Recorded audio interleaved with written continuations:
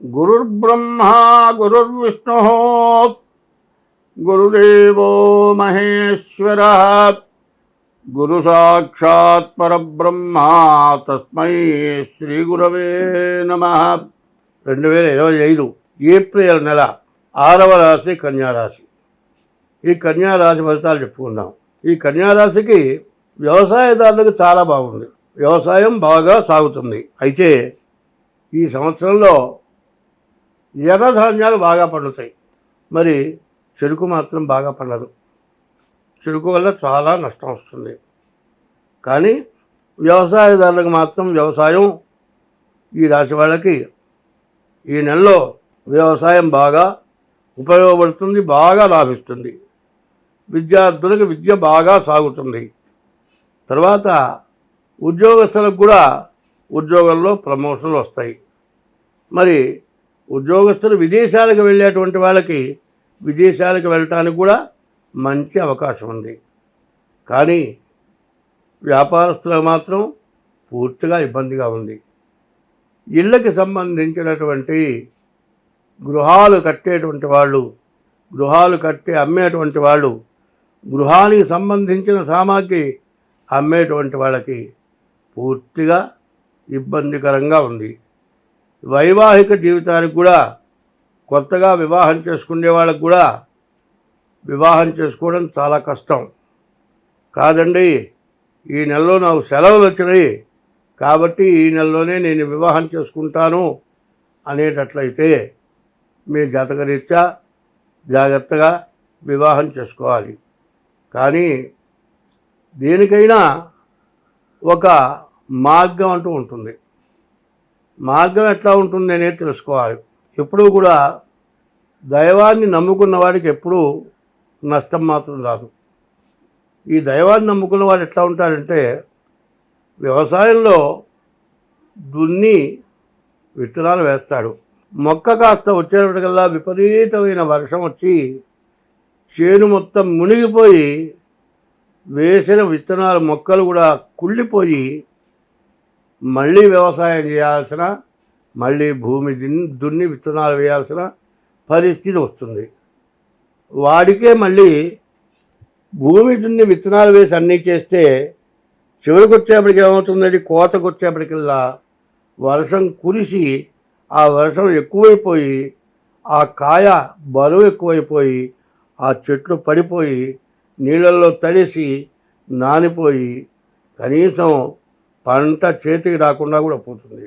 అయితే ఇట్లాంటి వాళ్ళకి ఏం చేయాలయా అంటే, ఎప్పుడూ భగవంతుడి నామస్మరణ, తనకు ఇష్టమైన దేవుణ్ణి ఎప్పుడు కూడా మనస్సులో తలవటానికి ఎప్పుడు కూడా సమస్య లేదు, ఎప్పుడూ తలవచ్చు. ఎట్లా ఉంటుంది అంటే, ఎవరైనా మనకు శత్రువు ఉన్నాడు అనుకోండి, వాడిని ఎట్లా ఎగర్తించాలి, వాడిని ఎట్లా పనికి రాకుండా చేయాలి, వీడు ఎప్పుడు దొరుకుతాడు అది ఎప్పుడూ ఆలోచిస్తూ ఉంటారు. శత్రువుని గురించి ఆలోచిస్తారు కానీ భగవంతుడి గురించి మాత్రం ఆలోచించరు.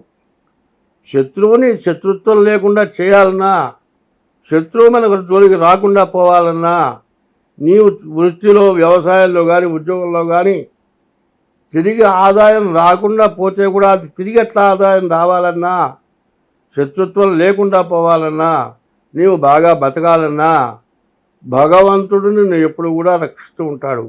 ఎట్లా అంటే, అనన్యాశ్చింతయంతో మాం ఏ జనా పర్యుపాసతే తేషాం నిత్యాభియుక్తానాం యోగక్షేమం వహామ్యహమని. వాడు చివరికి 4వసారి మళ్ళీ దున్నటం మొదలు పెడితే అందులో ఒక రాగి చెంబు, దాంట్లో అన్ని బంగారు కాసులు దొరికినాయి.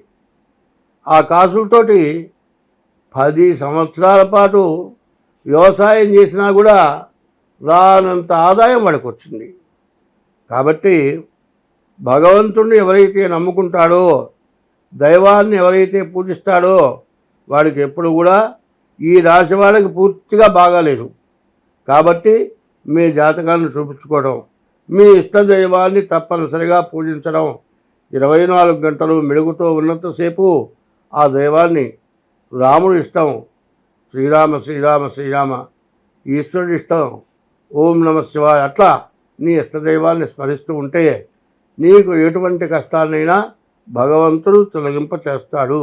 కలియుగంలో భగవంతుడి యొక్క నామస్మరణ చేయాలి అంటే నీ నుంచి ఎటువంటి పాపం చేయకూడదు.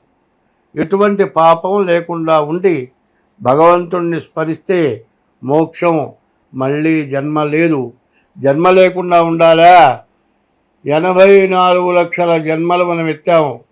ఈ 84 లక్షల్లో ఆకాశంలో తిరిగే జీవరాశులు 21 లక్షలు, భూమి పైన ఉన్న జీవరాశులు 21 లక్షలు, భూమి లోపల తిరిగే జీవరాశులు 21 లక్షలు, సముద్రంలో తిరిగే జీవరాశులు 21 లక్షలు, 84 లక్షల జీవరాశుల యొక్క జన్మలు మనం ఎత్తాము. చివరి జన్మ మానవ జన్మ, దుర్లభమైనటువంటి జన్మ. ఈ జన్మ మళ్ళీ రాదు. ఈ వచ్చిన జన్మని సార్థకం చేసుకోవాలి అంటే ఎటువంటి పాపం కూడా చేయకూడదు. ఎటువంటి పాపం చేసినా ఆ పాపం తెలుసుకొని ఇది తప్పు, ఇది పాపం చేస్తున్నాము అని తెలుసుకొనే చేస్తాడు పాపం. తెలుసుకున్న తర్వాత మరి పురాణాలు చెబుతూ ఉన్నాయి, దీనివల్ల నీవు నశించిపోతావని చెబుతూ ఉన్నటువంటి మాటలు తెలుసుకొని పాపాన్ని పోగొట్టుకొని పుణ్యమైన కార్యాలు చేస్తూ భగవంతుడిని స్మరిస్తూ భగవన్నామం చేస్తూ అందరితో కలిసి మెలిసి ఉంటూ తను తింటూ ఒకరికి పెట్టాలి. పెట్టడంలో అర్థం ఏమిటయా అంటే, ఇంట్లో 9 ఉన్నారండి, 9కి తగినంత వంట చేసుకున్నాం. ఇంకొక మనిషి వచ్చాడు, ఆ మనిషికి కడుపు నిండా పెట్టి మిగిలిన 9 పంచుకు తింటే అంతకంటే చాగలేదు. మరి 9 వస్తారంటే 25 మందికి వంట చేసి ఈ 9 పెట్టగా మిగిలింది తీసుకెళ్ళి మురుకాలలో బారేసి కుళ్ళబెడితే అది మహాపాపం. అట్లా కాకుండా ఆకలైన వాడికి అన్నం పెట్టాలి, మనం తగ్గించుకోలేనా వాళ్ళకి పెట్టాలి. అట్లా కాకుండా ఎవరైనా వస్తే ఇప్పుడు చూస్తూ ఉంటాం, వాళ్ళకి పెట్టాల్సి వస్తుంది, లోపల దాచుకుంటారు. కానీ ఇంకొక మనిషి ఎక్స్ట్రా వస్తే ఈ రోజుల పరిస్థితులు బట్టి ఆడవాళ్ళు మళ్ళీ మొదలెత్తుకొని వంట చేయలేని పరిస్థితి ఉన్నది. కాబట్టి ముందు వాళ్ళకి పెట్టి కుటుంబ సభ్యులు తలా కాస్త తగ్గించుకు తింటే ప్రాణం పోదు. అటువంటి త్యాగం కావాలి. ఆ త్యాగం ఎట్లా ఉండాలి అంటే అవసరానికి తగినటువంటి త్యాగం చేయాలి. ప్రమాద పరిస్థితుల్లో మరణించేటప్పుడు తలా ఒక చెయ్యి వేసి సెకండ్ల మీద మందు వాడితే బతికేటువంటి సమయంలో ప్రాణ రక్షణ చేయటం. దాహమై చచ్చిపోయేటప్పుడు మంచినీళ్ళు రావాలి. మరి ఆకలైనప్పుడు అన్నం కావాలి, మరి దాహం అయినప్పుడు మంచినీళ్ళు కావాలి. ఇటువంటివి ఎవరైతే చేస్తారో ఈ కలియుగంలో ఎవరైనా సరే తన ఇష్టదైవాన్ని ఎప్పుడూ పూజించాలి. ఇష్టదైవాల్లో మొట్టమొదటి దైవం నిన్ను 10 నెలలు గర్భవాసాన్ని మోసి కానీ పెంచిన తల్లి మొట్టమొదటి దైవం. 2 తల్లి పెంచడానికి తగిన అవకాశం ఇచ్చిన తండ్రి 2వ దైవం. తర్వాత విద్య చెప్పిన దైవం 3వ దైవం. అసలైన దైవం ఎప్పుడు ప్రార్థించే దైవం 4వ దైవం. తల్లి, తండ్రి, గురువు, దైవం. వీళ్ళని ఎప్పుడు కూడా మర్చిపోకుండా ఉండాలి. కాబట్టి ఈ రోజులు అందరూ తప్పించుకొని ధర్మగుణం కలిగి ఉండాలి. ధర్మో రక్షతి రక్షితః. మరి ధర్మాన్ని నువ్వు రక్షిస్తే నిన్ను ధర్మం రక్షిస్తుంది.